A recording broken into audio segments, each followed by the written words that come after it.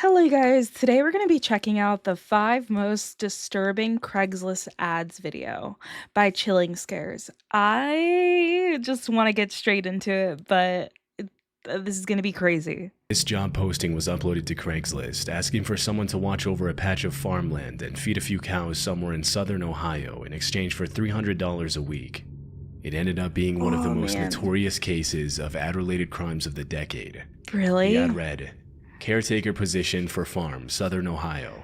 Simply watch over a 688-acre patch of hilly farmland and feed a few cows. You get $300 a week and a nice 2-bedroom trailer. Someone older and single preferred, but we'll consider all. Relocation a must. You must have a clean record and be trustworthy. This is a permanent position. The farm is used mainly as a hunting preserve, is overrun with game, has a stocked 3-acre pond, but some beef cattle will be kept. Nearest neighbor is a mile away. The place is secluded and beautiful. It will be a real getaway for the right person.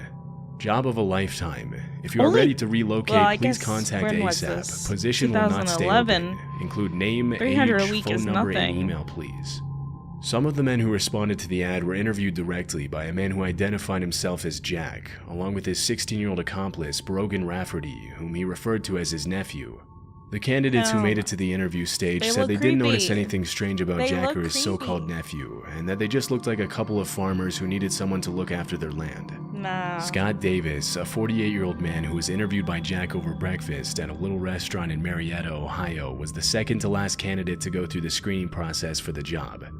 After breakfast, he rode with Jack and Brogan to a remote wooded area near Akron. Immediately after getting out of the car to survey his surroundings, Davis heard a clicking sound. He turned around to see Jack pointing a gun at him. It was then that he realized that the click he heard had been the gun misfiring. But before he could react, Jack shot him in the elbow. Despite the wound, Davis managed to escape. He ran for his life for 7 hours through the woods, eventually finding a house and asking the owner for help. They called 911, and news about the incident began to spread. 5 days later, police received a call from a woman named Deborah Bruce, who claimed that her 51-year-old twin brother David Pauly had responded to the same job ad on Craigslist. According to Deborah, her brother had driven from Virginia to Ohio with all his belongings in his car, in the hopes that the new job would work out for him and help him get back on his feet. Wow. Tragically, a couple days later, police found the body of David Pauly, along with the body of another victim by the name of Ralph Geiger, buried in the woods they were just close killing to the where Scott people Davis that had been just shot in the elbow. responded for what? At this point in the case, investigators were able to identify a pattern in the victims. Jack and Brogan targeted homeless, down on their luck, or otherwise vulnerable middle-aged men with limited family ties and lured them to an isolated location under the appearance of a life-changing job opportunity, only to later rob them of all their belongings and shoot them on the spot. Wow. Their hope was that because of their few family ties, their disappearance would go unnoticed, giving Jack and Brogan enough time to bury the bodies and get rid of the evidence. This pattern explains why certain candidates were rejected during the interview process, such as 58-year-old Ron Sanson, a former Navy officer with a college degree, and an unnamed woman in her 20s who had also applied for the job.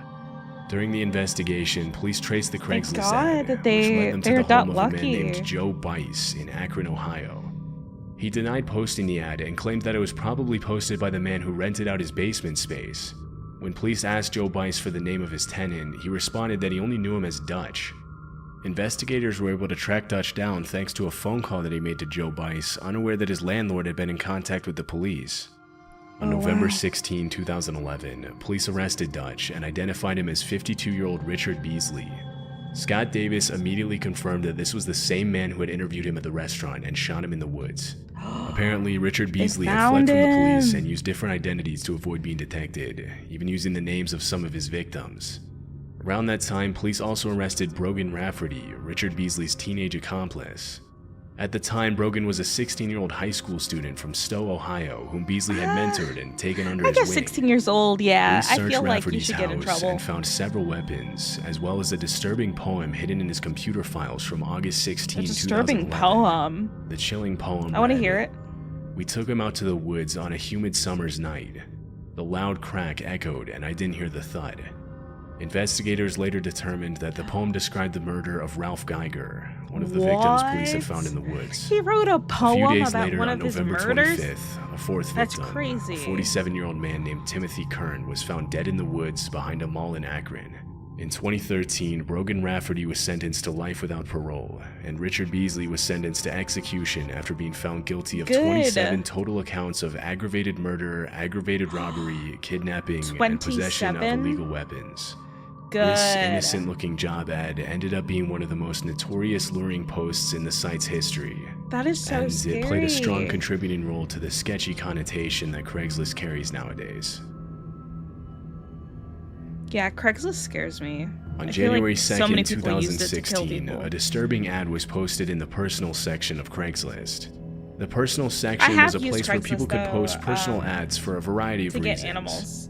It was an interesting mix between an online dating platform, a space where people could rant and share their opinions on personal experiences, and a place for people to find friends with similar interests. Although most people use the personal section for legitimate reasons, it was also notorious for scams and other illegal activities, which is why Craigslist completely removed the section in 2018. This particular ad was posted by a person claiming to be a serial killer.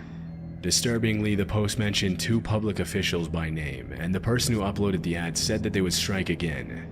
The ad read, "Tulsa murder. I was wanting to thank Tulsa for letting me have my first kill.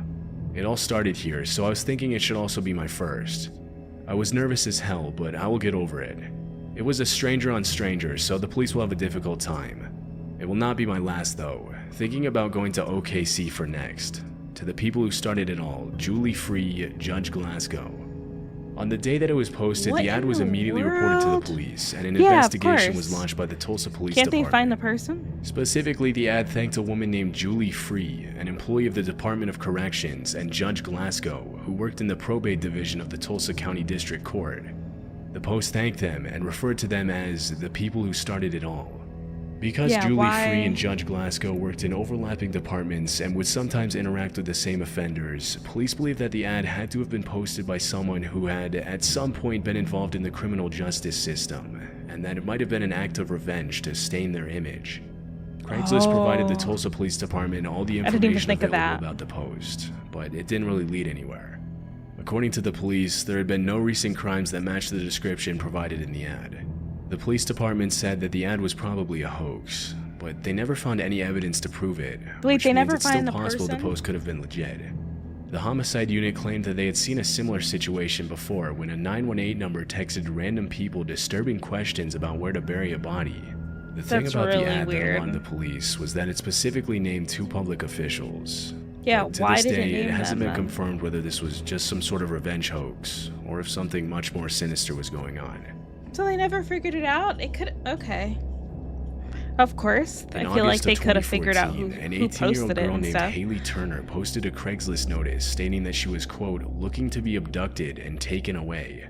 Although the post immediately gained a lot of online attention, What is wrong as far with as I was able to people? find, images of the actual ad itself are no longer available. On August 7th, She watched the movie Taken and was like, that's gotta be me. I want that to be me. left her house in Michigan and told her mother that she was going to run an errand. A few minutes later, she called a friend on the phone. During the conversation, she mentioned to her friend that she had noticed a man lying in the ditch in the middle of the road, and that she was going to get out of her car to see if he was okay. A few seconds later, Haley uttered the words, "He has a gun," and the phone was suddenly disconnected. Terrified, the friend immediately called Haley's father, who drove to the area just north of Ohio in Bedford Township and found his daughter's car running in the road, but Haley was nowhere to be found. Haley was immediately reported as a missing person, and an investigation was launched to find her. She was taken. Strangely, police found that at 10:06 p.m. on August 7th, Haley had rented the DVDs for 2 movies from a family video store a few miles from Toledo, Ohio. The phone call with her friend had taken place a few minutes after that. 16 hours after her disappearance, a local resident found Haley standing at a random corner holding a puppy in Ecorse near Detroit. What? Although she was completely unscathed, she claimed that she had been abducted at gunpoint the night before and that she had jumped from a moving vehicle to escape her captor. But the whole story didn't really seem to add up. That doesn't make any Police sense had a hard at time all. believing her. The video footage from the DVD store where she was last seen didn't show anything suspicious, and there were no signs on her body suggesting that she had been attacked. After hours of questioning, Haley Turner eventually confessed and pleaded guilty to causing a false police report to be filed. She was sentenced to 3 years probation and 1 month of community service, and was fined $15,000 to reimburse the sheriff's office for the 16-hour search. Although her motives for faking her own abduction were never revealed, her mother mentioned that it had been an emotionally difficult year for her daughter, and that although she didn't justify her behavior, she interpreted the fake abduction as a cry for help. Some of Haley's other strange Craigslist posts indicated that she had a tendency to seek attention online, but these posts have since been deleted and are no longer publicly available.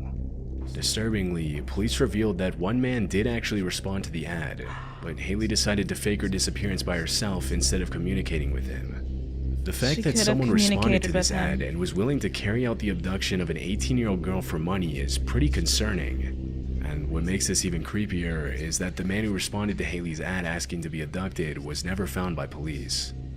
I mean,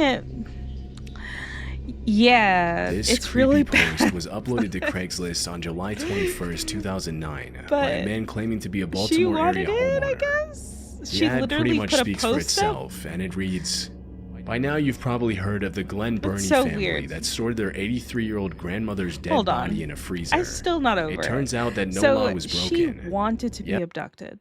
Somebody responded. She didn't answer them, and then she did it herself?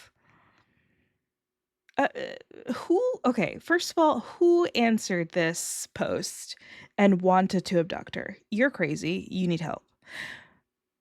She is equally as crazy, because why are you abducting yourself? Oh my god, people are weird. Dumping a body is legal around here. Healthcare workers and other professionals are required to report deaths, but ordinary citizens are not. And apparently no state law prohibits the burial or storage of a body on private property. I'm a laid-off Baltimore area homeowner. After 10 months of unemployment and the future looking even more grim, I'm willing to consider allowing my backyard to be used for body dumping. Call it a private burial if you prefer. I could probably take a half-dozen bodies without arousing the attention of neighbors. It wouldn't hurt to have one under the garden too. Me, a discreet Baltimore County homeowner with a half-acre of easily tillable property on a quiet dead-end street. You, an individual, not a healthcare worker or other professional required to report a death with the I love how this starts with, "Don't stuff grandma in the freezer." Oh my god. Awkward inconvenience of disposing of a deceased relative, friend, colleague, or acquaintance. You must provide your own trash bags, tarp, quicklime, shovel, etc. I might be available to hold a flashlight, but I won't do any heavy lifting.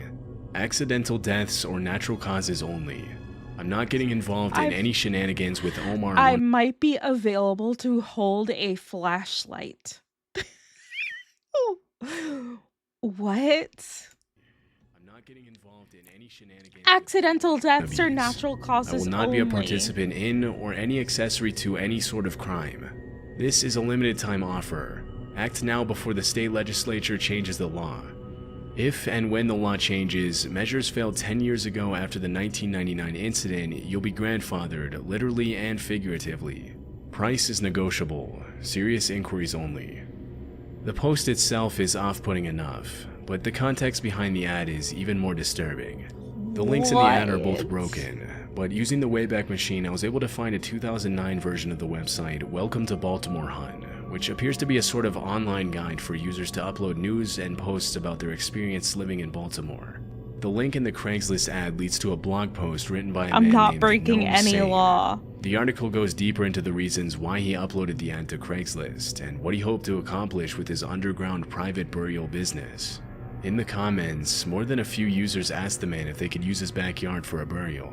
The fact that the uploader of the ad explicitly mentioned that he wouldn't get involved in any criminal activity by burying anyone who hadn't died of natural causes has created a lot of online speculation. Oh my gosh. Using his backyard as a body dumping location would have been perfectly legal, and the only reason the ad stayed up for so long was because the man wasn't advertising an illegal service, such as burying people who had been murdered. This has made some people think that the only reason why he mentioned that he wouldn't get involved with any crimes in the first place was so that he could keep his ad up on the site, all while responding to emails and getting involved in much more shady body dumping business behind the scenes. How would he know how they died? It was never confirmed whether this was actually the case. Despite the disturbing nature of the ad, the claims known saying made in the Craigslist ad are true. In 2009, it was legal for ordinary citizens to abstain from reporting a death and dump a body in Maryland, and the incident that he makes reference to in the ad really did happen. In 2009, Really? police were called to an apartment in Glen Burnie, Maryland, because the body of 83-year-old Doris Lee Cook was in the freezer. Police were told that the grandmother had died several weeks ago in the apartment she shared with her family. Why'd they keep her in the because freezer? Because they had no money for a proper burial, they stored her body in the freezer for 2 weeks. Can't the they just other get rid incident of that the ad mentions happened in 1999 and involved a 25-year-old father named Richard Marshall, who buried his 4-year-old daughter in a garbage bag in the woods in Severn, Maryland. The little girl had passed away in an accident 8 months earlier, and because no law was broken, Richard Marshall was only charged for littering. Since then, several measures have been proposed to make body dumping illegal in Maryland. That is insane. In 2007, a 49-year-old woman from Michigan named Anne Marie Linscott posted a generic freelance job ad on Craigslist. Although the ad has been deleted and no evidence was made publicly available due to the sensitive nature of the incident, the 3 people who responded to the ad claimed that it looked like a job posting for a freelance writing gig. Disturbingly, as soon as the 3 people responded to the ad, they were emailed directly by Anne Marie Linscott, who explained that she was actually looking for a, quote, silent assassin for an eradication task. What? She told the candidates that she was offering $5,000 to anyone who would eliminate a 56-year-old California woman named Carol, the wife of a man named Dwayne, who Linscott was having an affair with. According to police reports, Anne Marie and Dwayne had met in an online college course in 2005. That same year, they met in person and began their affair when Dwayne traveled to Nevada for a conference. 2 years later, Anne Marie visited Dwayne in California, after which she started making plans to move to the West Coast.